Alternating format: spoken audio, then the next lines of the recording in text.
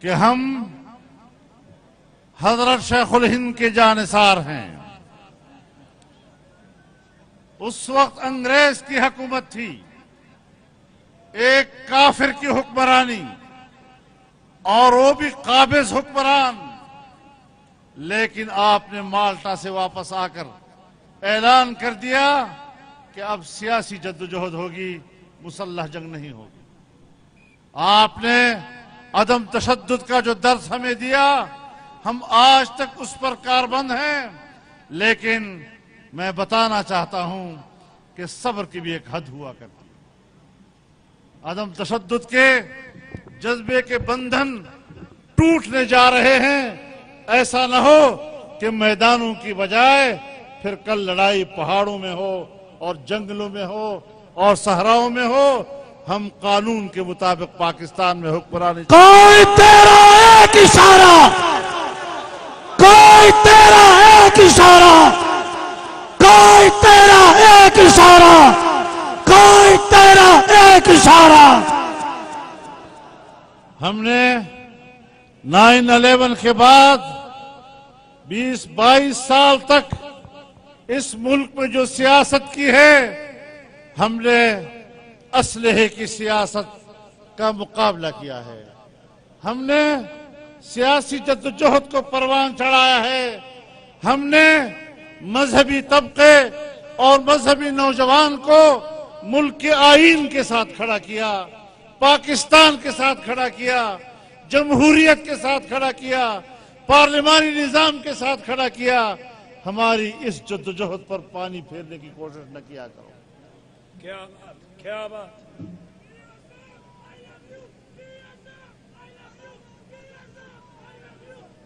تو میرے محترم دوستو، انشاءاللہ ہم نے تحمل کا مظاہرہ کیا، صبر اور برداشت کا مظاہرہ کیا، اور آج انشاءاللہ آپ کامیابی کے منزل کو چھو رہے ہیں۔ اور آزادی مارچ تک جو آپ کی جدوجہد تھی، آج آپ اس کے نتائج اور ثمرات حاصل کرنے کے قریب پہنچ گئے ہیں۔ انشاءاللہ العزیز جدوجہد جاری رہے گی۔ آگے کی طرف جائیں، آگے کو بڑھیں اور جنگ جاری رکھیں اس وقت تک جب تک کہ فتنے کا خاتمہ نہیں ہوگا۔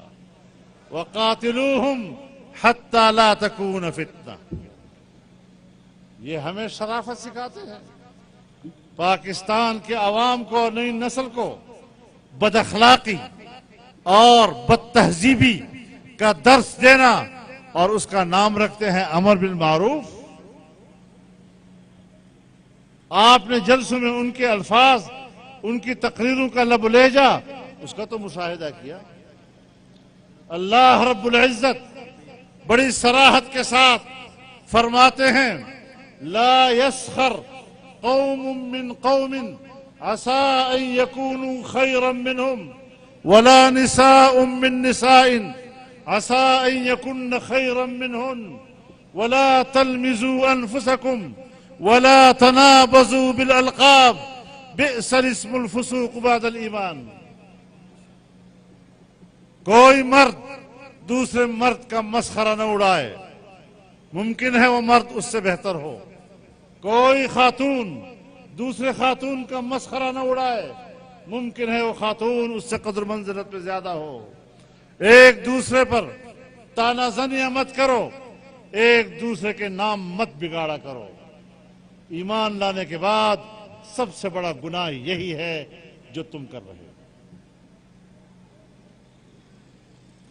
یہ لوگ ہمیں امر بالمعروف سکھاتے ہیں۔ میں ایک بار پھر کہتا ہوں کہ یہ منکر ہیں، معروف یہ ہیں جو آپ بیٹھے ہیں۔ واہ واہ، کیا بات ہے۔ اور ان کو پتہ ہی نہیں امر بالمعروف کے معنی کیا ہیں، ان کو پتہ ہی نہیں نہی عن المنکر کے معنی کیا ہے۔ امر اور نہی کے معنی تو پہلے سیکھ لو، پھر اس کے بعد پتہ کرو کہ معروف کس کو کہتے ہیں اور نہیں کس کو کہتے ہیں۔ امر اور نہی دونوں کے پیچھے اقتدار کی قوت ہونی چاہیے. طاقت ہوگا تو آپ حکم دے سکیں گے, طاقت ہوگا تو برائی سے روک سکو گے. اس طرح نہیں استعمال کرو ان چیزوں کو. جاہل ہو, تمہاری جہالت ہے, تمہیں تو نام لکھنا بھی نہیں آتا, معروف کیسے لکھا جاتا ہے؟ معروف کا لفظ بولنا تک نہیں آتا.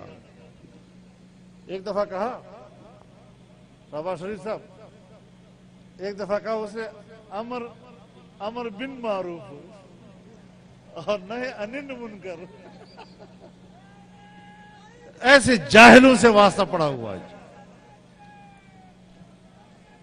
تو جاہلوں کی باتوں کا زیادہ نوٹس نہیں لیا جاتا. اپنے مستقبل کو طے کرو, اس مستقبل کی طرف چلتے رہو.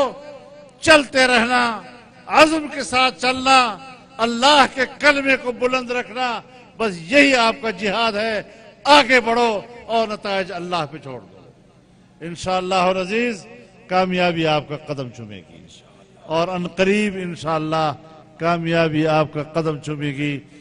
قل جاء الحق وزهق الباطل ان الباطل كان زهوقا ان الباطل كان زهوقا ان الباطل كان زهوقا. والسلام علیکم.